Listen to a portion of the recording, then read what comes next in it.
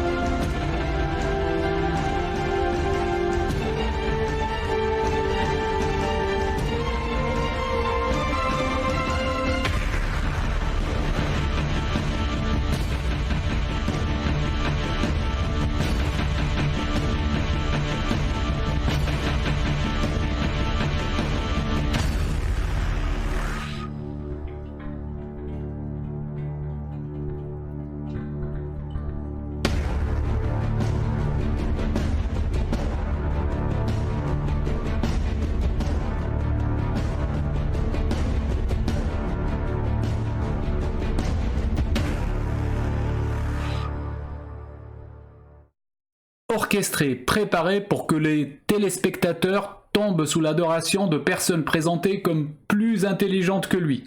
Esclave artificiel poursuivant. TF1 règne également dans le domaine de la création.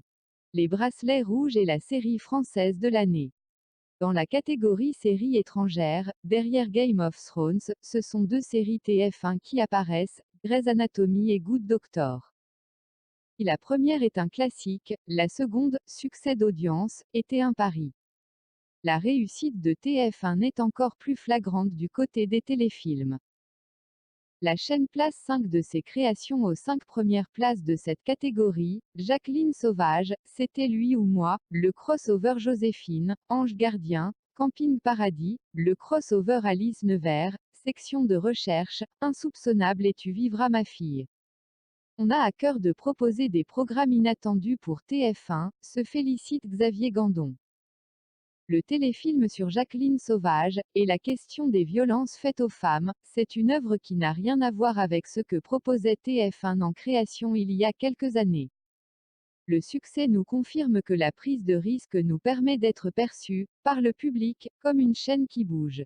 Cette vaste supercherie intellectuelle qu'est le téléfilm sur la meurtrière Jacqueline Sauvage n'en finit pas de rapporter à TF1 ainsi qu'à toute la médiocre équipe qui a produit ce nauséabond téléfilm, la LGBT Muriel Robin, la sioniste Muriel Robin a empoché 500 000 euros rien qu'en cachet.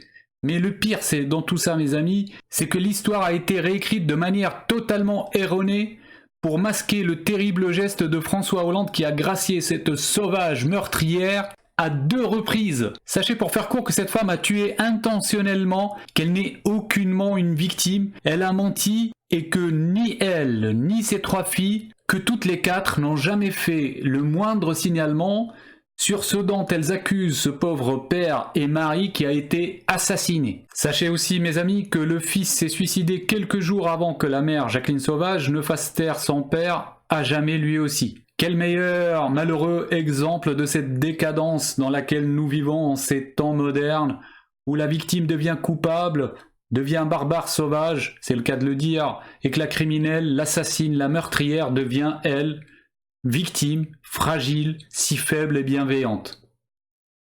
Netflix en ligne de mire.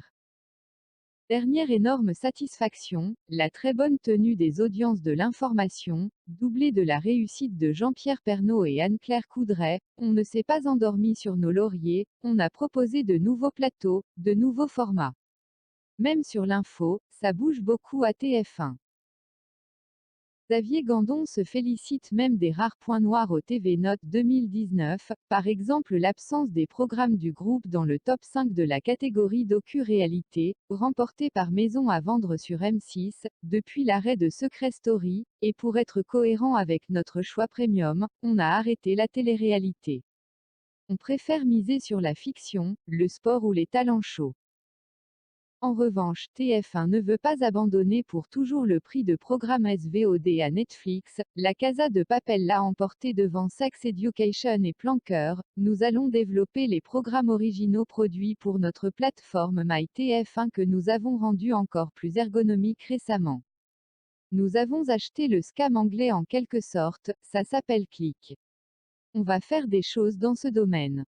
Si Netflix par exemple était une chaîne de la TNT, vous pouvez être certain qu'aucun programme français, série, feuilleton, film ne pourrait obtenir le moindre prix, en tout cas pas chez les personnes éveillées, tout simplement parce que Netflix comporte aussi bien de l'idéologie unique dominante comme les chaînes de merde françaises, le féminisme, la perversion des mœurs, la théorie du genre, la soi-disant lutte contre le racisme, la même soi-disant dénonciation de l'antisémitisme.